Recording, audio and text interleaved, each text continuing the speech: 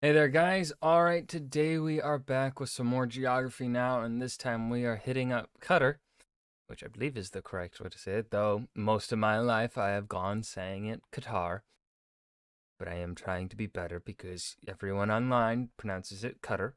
So that's how I'm going to try and pronounce it throughout this episode. I might slip up. Um, Before we dive in, make sure you go and check out the links in the description box below. I would love if you join the Discord and follow me over at Twitch. And please do go check out the gaming channel here on YouTube. That's where all the old streams go from the Twitch channel, blah, blah, blah. Usually it is about like a week behind compared to the live streams. Twitch only lets me keep my live streams up for like 2 weeks. So that's why there's a gaming channel here. With all that said, nothing else needs to be said here at the beginning. Let's go ahead and dive right in. Here's a tip. Just eat something with artificial raspberry flavoring.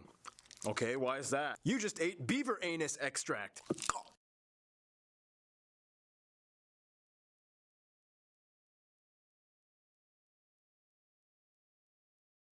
No. Qatar. And that's how you do it. It's time to learn geography. No. Hey everybody, I'm your host Barbs. Full disclosure, it's actually fully acceptable to say Qatar as well because Okay, thank God. you know, over time, most people kind of just messed up the pronunciation and the locals are just kind of like, let's just go with it. In any case, Qatar is a country that I've been very fortunate to visit, and I have to say, there's something very unique about this place. It's kind of like, Buildings are big. oh, hey, cousins. How you doing? Well, not gonna say hi? Whatever, I'm just passing through. I'm gonna pick up a Ferrari I just bought. Let me guess, they eat 12 super fast. I got 12 of those. It's cute how you think that's impressive. No, the classic 250 GTO. How did you get that? I've been wanting that car. You snooze, you lose, cousin. Oh, by the way, Dubai sucks. Hey! Hold me back. I got a bigger building than Yeah, you. I got more oil. Yeah, everyone is kind of keeping their eyes on Qatar right now. There's a lot going on, and they have a very interesting plan for the future. But first, let's see where it all goes down on the map. Bum, bum, bum. The whole Gulf is a fascinating area of the world. We've done quite a few of these countries already, like Bahrain and Kuwait, and now we skip over to the small peninsula with lots of ambition. First of all, the country is located on the Arabian Peninsula as a smaller mini peninsula that juts into the Persian Gulf, sometimes called Arabian Gulf, from Saudi Arabia, the only land border country. The country is only about 117 miles long and 53 miles wide. The Bahrain Gulf separates them from the small island nation of Bahrain. However, as we mentioned a long time ago in the Bahrain episode, these little wispy dry islands God. I don't remember the Bahrain episode at all. right here, known as the Hawar Islands, less than 1 nautical mile from the mainland, actually belong to Bahrain. Well, all of them except this little guy, Jinan Island. The country is otherwise divided into 8 municipalities, with the capital and largest city, Doha, located on the east coast of the country. Here you can also find the biggest, busiest, and only international airport, the elaborate and ritzy Hamad International. God damn! That's fancy. Just to skip to the coast, you can also find the main shipping port, Hamad Port. Keep in mind, the larger Doha metropolitan area and its surrounding suburbs in itself holds about 80% of the entire population of the country. Otherwise, the largest town spatially detached from the general Doha area would probably be Al Khor up north with about 32,000 people, and the largest town on the west coast, Dukhan, with only about 12,000 people. Roadways traverse every region of the nation, as well as a newly built rail line that services both Doha Metro and long-distance passenger and freight trains that cross into Saudi Arabia. Otherwise, there are only 2 roads that exit the country. The Salwa Road on the west and the number 59 Qatar UAE Road that heads into Saudi Arabia and then swings east towards the UAE. If you zoom in, you can even see the border with Saudi Arabia is clearly demarcated with adjacent fences and a road even cutting through sand dunes. No, seriously though, Doha's airport is pretty impressive. It has like a massive teddy bear sculpture thing in it for some reason. I mean, if there's one thing Qatar likes, it's like weird postmodern sculpture and figure art, calligraphy and force of nature sculptures, the giant clams and the uterus with Embro lineup thing. At one point, they even had a statue depicting Zidane's headbutt, but it was taken down. Now, much of this fast-paced development is also driven by the fact that they are host to the World Cup, making them not only the first Middle Eastern Yeah, I remember that. I remember the drama. country to do so, but also the smallest. And that brings us to places of interest. If you decide to visit, some places you might want to check out include the Doha Corniche, the National Museum of Art, the Islamic Museum of Art, Aspire Park, Qatar Cultural Village, the Banana Island, Al Hazm, so many mosques, and the national one, so many forts. Ooh. This one's probably the most famous one, and there's so many malls, and personally my Qatar just looks too like crisp and clean. That's like the only. It just looks too clean. Like it all just looks like a facade. Favorite spot when I visited was Souk Waqif in Doha. You can find everything there from gold to exotic animals, some of which I have a gut feeling may have been illegally obtained. But we can talk about that some other time. Otherwise, moving on.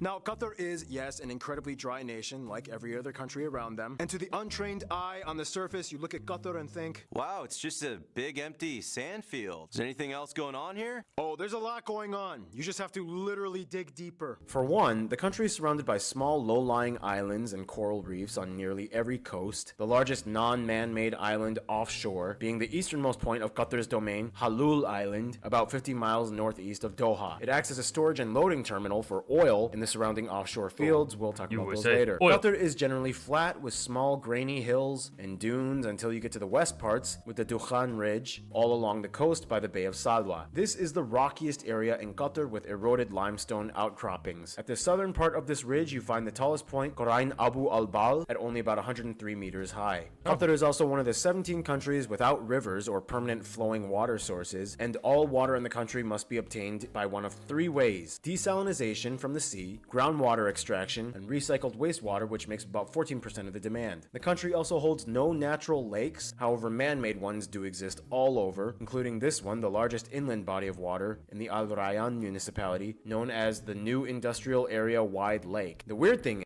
What a title. is, see this small partially evaporated pond in the middle of nowhere? These are the Al Karana sewage ponds, and every year around November to April, tons of flamingos flock to this one spot and feed off the waters. In the Al Khor region of the northeast, you find the most densely packed mangrove region of the country, including Purple Island, which is famous for purple sea lavender plants that grow on it. Years of flat land contact with the sea has left many salt flats, or sabkas, all over the country, most of which are found in the southeast, between Mesaid to what is probably considered Qatar's best kept secret, Khawar al-Udaid, known as the Inland Sea. This place has massive, picturesque sand dunes that creep along a shallow inlet, only accessible by off-road vehicles as no roads lead to it. Whew, yeah, purple lavender and sewer pond flamingos. What a place. And with that, it's time for my triple shot espresso break, which means Noah usually comes in, but he's visiting family, so No. I don't know, which character should we select? Caleb, enter, and fight!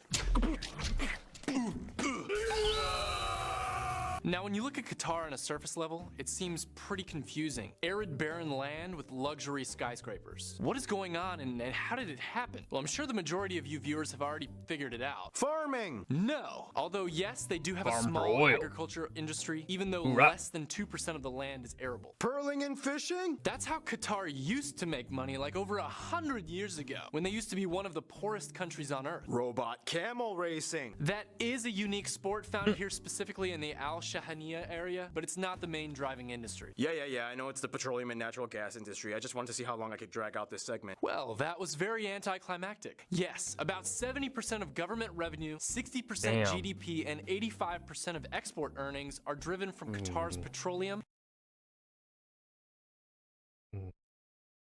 That's a bit. Why? Hold on. They made a mistake here in the visual. Why is 70%? Why is the green 70% more than the 85% export?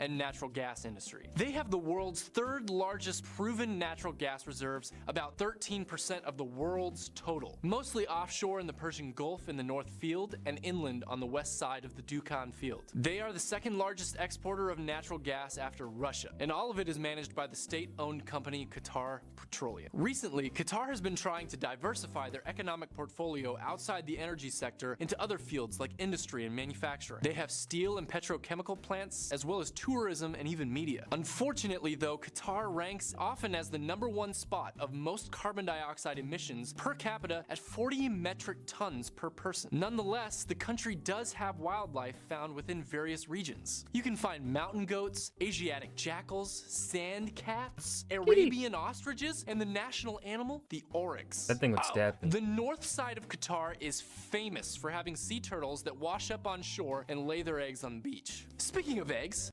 food. That was kind of a twisted way to transition, but okay, great writing, Barbs. Thank you. Much of the food is actually imported due to their limited agriculture. Nonetheless, we were told these dishes are often popular in Qatar. Saluna stew, haris, madruba, balalit, margouk, lukiama, ali, and what is considered the national dish, That was it. Qatari-style makbous. We started thinking this You already know what I'm about to say. You already know. I'm gonna keep my mouth shut this time. place had nothing but sand, upset. and now we end up with a broad biosphere, even with some rare animals. But surprisingly enough, another rare species in Qatar would technically be the Qatari person. Let's explain it. Oh, yeah, they have a lot of like expats. Thank you, or Caleb. something. Now, when going to Qatar, it's kind of like a Steve Irwin special. Let's explain. Caleb, how's your Steve Irwin impression? Great! I'm here in the wilderness of Qatar, looking for one of the rarest species known locally as the That's actually not bad. actual Qatari citizens. Oh, bloody hell, I think I saw one. No, that was just an Egyptian. Those guys are tricky. Yeah, Qatar has like the lowest population of its own citizens in its own country. Let's explain. The country has about 2.6 million people and has the highest proportion of any country of expats compared to the total population. They also have the highest prevalence of males in a population at around 3.4 males per female. Only about 12% of the entire country is made up of people that are Qatari citizens. Only 12%? Damn. The majority of whom are Gulf Arab or General Arab in their ethnic makeup. The remaining 88% are made up of expats hailing from all over the world. From the expat community, numbers are a little hard to pin down on exact percentages, but from what I've gathered from various sources, it seems that about 18% or so are other Arabs from various other nations like Egypt, Jordan, and Syria, making the total Arab population somewhere around maybe 30%. From there, the next largest communities come from India at about 25% of the population, the Philippines comes in at third at around 10%, and from there, the rest come from a slew of other nations, mostly from South Asia, the Middle East, and North Africa, with a few small groups of Europeans and Americans. They use the Qatari Riyal as their currency, they use the types D and G plug outlets, remember they used to be a British territory, and they drive on the right side. Let's go. They were formerly British, but they know the right way. They know the right path. Fuck you, Britain. Of the road. Now, as you can see, Qatar has a lot of bit will never expats, die. and like all other Gulf states, becoming an actual citizen of Qatar is actually pretty difficult. It's like I want to be a Qatari citizen. What do I do? naturalization requires continuous residence for 25 years and less than 2 months absence per calendar year. Also, you need to have proven Less than 2. Ow. sustainable income and functional knowledge of the Arabic language. Dual citizenship is not allowed. Oh, I don't think I have any of that. But my mom is a Qatari. It only counts if your dad is Qatari. Wait, are you from Bahrain? Yes. Do you have links to the Banu Tamim tribe? I think so, maybe. I'll see what I could do. Yeah, Bahrain is like the only country that they once offered quicker citizenship filing. It was a little controversial. Look it up. Anywho, Qatar So weird. is a monarchy led by an emir. What is an emir? It's not exactly a king. It's like a big leader, important type of guy thing. Some say it's a constitutional monarchy. Some say it's absolute. But either way, they have been led by the House of Thani since 1868. The main language, of course, is Arabic, spoken with a general Gulf dialect. The predominant and state religion of Qatar is Islam, mostly belonging to the Salafi movement of Wahhabism, and about 5 to 15% are Shia. Christians make up about 15% of the population, mostly from the Filipino and American communities, and Hinduism comes in third at around 13%, mostly from the Indian community. And that brings us to culture stuff. As usual, here's your daily dose of Random Hannah. Traditionally, Qatar has a history that goes back millennia to Bedouin tribes. The harsh conditions inland forced the ancient inhabitants to turn to the sea for survival and cultural influence. Qatar is known for having some of the most elaborate dhow boats, which you can see today in harbors. And there's even a dhow festival at the Qatara Cultural Village. Occasionally, you might see people playing the traditional board game Dama. It's kind of like an Arab chess. Falconry is popular amongst most Gulf countries, especially with the elite. They even have one of the few falcon hospitals in the world that literally only focuses on falcon health. During Ramadan, it's not uncommon to see children celebrating Garan Garu, similar to Halloween, in which the kids go around gathering candy. Like other Gulf states, the traditional garment for men are thobes, with the gatra and agal headdresses. Typically, it's said that Qatari men prefer to wear their gatras in a cobra style, but it can be worn other ways too. And if you can find the incredibly rare Qatari citizen woman, they can often be seen in the typical black abayas and hijabs. Abayas can sometimes be more form-fitting, with colorful patterns on the hijabs and sleeves. If a woman really wants to be scandalous, they can wear a shorter abaya over pants and show off their luxury knee-high stilettos. On special occasions like weddings, colorful dresses are worn as well. Qataris prefer to keep things classic and hold the events in massive tents in the desert with loud music, celebrating, and knife dancing. And speaking of music, now it's time for Keith's music segment. But guess what? Keith is actually not here. He's in Germany or somewhere. No one cares. I guess we'll have to have someone fill in. Who do we have on our roster, Paul? Let's see, Caleb already went, so, I guess, Art, now's your moment to shine. I don't think I can fill Keith's shoes. He's just really good at this part. Okay, you know what? Now Keith is with us in spirit. Get a Keith shirt at geographynow.com. Or don't. That was like Keith. Keith does that. Let's say you live in Qatar before the petroleum industry is discovered. You do some fishing, and maybe you race a camel. And then what? You play music! There are typically two types of traditional themes when it comes to music performed in Qatar. Songs connected to the sea and songs connected to the desert life. Clapping. No, don't do that. Okay, don't do that. Clapping and drums play an important part, especially with these two types of drums being used. And tar tambourines. Typically, all of this can be accompanied with an oud, a lute instrument found all throughout the Arab world. So I guess you could say it's like a Qatar guitar. During weddings and other ceremonies, there are two popular dances done. One for men, the arda, done in 2 rows facing each other with swords and sticks as poetry is recited. And for women, there's the kanmari. Usually the women are masked and in colorful dresses while performing. The contemporary music scene of Qatar is just starting to experiment with modern themes outside of traditional elements. The Ministry of Information opened the Qatar Music Academy in 1980, and they just opened their first record label in 2015, DNA Records. And just as a tribute to Keith, in 2010, this dude was the first person to release a metal album out of Qatar. Thank you, Art. I tried, okay? So, Now, before we move on to the history section, we do have to kind of address some of the heavy topics that have made headlines. Look, I loved visiting this country, and I'm not trying to take a sinister twist in this episode, but we have to address the stuff nobody wants to talk about. The massive construction boom in the Gulf countries has definitely left an impression on the world, but many have also complained that the practices involved in getting here are a little controversial. Yep. I'm not going to go too far into it, but essentially I'm talking about the kafala system. Hundreds of thousands of expats and their families, especially from less developed nations, mostly in the construction and domestic servant industries, have given angry testimonials towards the business practices of their employers. This system basically monitors and ties the migrants in with their sponsors and employers. Upon arriving, often a series of fees the workers are expected to pay off are given, which kind of immediately puts them in a type of debt. It is not uncommon for employers to take the passports of their workers to keep them from leaving. On top of that, living conditions are not always optimal for labor workers, and incidents of abuse and sexual assault have been reported but are rarely ever brought to the law. This is why, yes, Qatar does have the highest per capita income in the world at nearly 150K average, but that wealth is almost entirely exclusive to the Qatari citizen minority and a few privileged legal residents. A large portion of expats, especially in the construction industry, do not make that much. No way to really smoothly transition out of this one, so here's the history section. In the quickest way I can... You know, it's good that I'm glad that they cover that. Because sometimes it has felt like in some of these episodes that they kind of just avoid it, that they push that kind of stuff to the side sometimes, or they brush over it a bit too much for my personal tastes. Here, this felt like, I think that was for the scope of this channel, I think that was the appropriate amount of time to put to something like that, to be like, hey, this exists, let's talk about it. We're not here to, like, debate about it or, you know, talk about it any further. We're just here to be like, this is happening here. This is the thing happening here, and then move on. That length, I think, is perfect for what Geography Now covers. Good job. Can put it. Bedouin people and Bedouin tribes, Persian control, Islam comes in, Ottomans, the Al-Wajba War, British Protectorate, war with Bahrain, oil is found, nearly became one of the Emirates, independence, problems with Saudi Arabia, everything is good, then Gulf problems, lots of crazy new buildings come up, and here we are today. Some of the famous... Anyway, that history segment could have been better.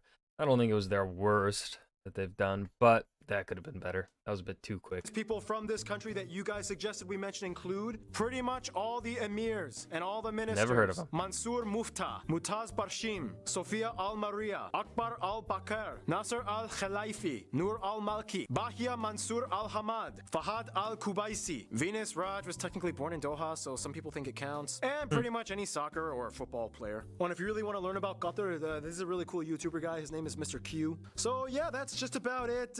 Let's move on to the friend zone. Bum, bum, bum. Now, when it comes to Qatar's friends, I'm pretty sure you may have seen a few headlines in the news recently. Things have gotten a little dramatic, but they still have their diplomatic ties all around the world. For one, the US and Brits have had close ties for a while. They were a British protectorate after the Ottomans left in World War I, which is also how English became a very well-taught language. The Brits also make up one of the largest numbers of European expats in Qatar. As for the US, they have close educational and military ties. Some US universities have overseas campuses in Doha, like Texas A&M, and they agreed to station the US Central Command's forward headquarters and the Combined Air Operations Center in Qatar. Japan is probably their closest East Asian friend and business partner, as the majority of Japan's petroleum and oil are directly sourced from Qatar. Prime Minister Abe and the Emir have both made official visits, and the relationship is very cordial. Now back to home base, things are a little tricky with the other Gulf states. In 2017, there was the Qatar diplomatic crisis, in which Saudi Arabia, the UAE, Egypt, and a bunch of other countries led a joint severing of ties due to the accusations of Qatar forming ties with terrorist organizations and suspicious relations with Iran. Of course, Qatar denies all the harsh claims and has their side of the story, but the point is, everything, even airspace travel from Qatar-based airlines, was restricted. Saudi Arabia even said they might plan digging a long moat along the border, which would effectively make Qatar an island. Qatar did not reciprocate the blockade and is actually still open to the flowing of people, goods, and business, but it's complicated for now. Out of the Gulf, Kuwait and Oman did not sever ties. So this video is pretty old. Is it still going on to this day? Like 5 years later now, the original upload date of this video? And are probably the closest family members in the area. They often act as mediators that help with maintaining order in the Gulf states, and Qatar, of course, being their newest project. Otherwise, I was told another best friend they get along with really well is Turkey. Not only do they have numerous bilateral treaties signed since the 70s, but they always seem to agree and back each other up on most regional issues, like the Syrian civil war and the Egyptian crisis. In 2015, the Emir and Erdogan announced plans for a Turkish military base in Qatar, which would make it the first time Turkey had such a presence in the Gulf. In the end, they get along really well. In conclusion, Qatar started out with poor pearl divers and now has become the wealthy black sheep of the Gulf. Things are moving fast and people are paying attention to them. The spotlight is yours, Qatar. Make your move. Stay tuned. Romania is coming up next.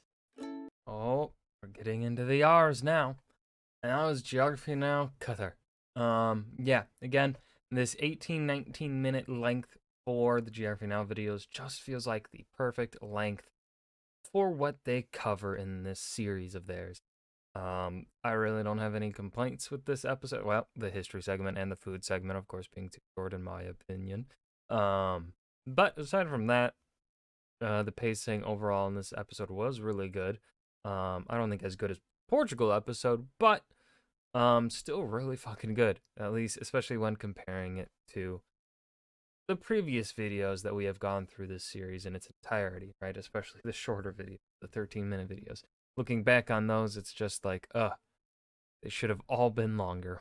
But yeah, with all that said, I hope you guys enjoyed. Remember to hit that like button and subscribe for more, and I will see you guys in the next video. Peace.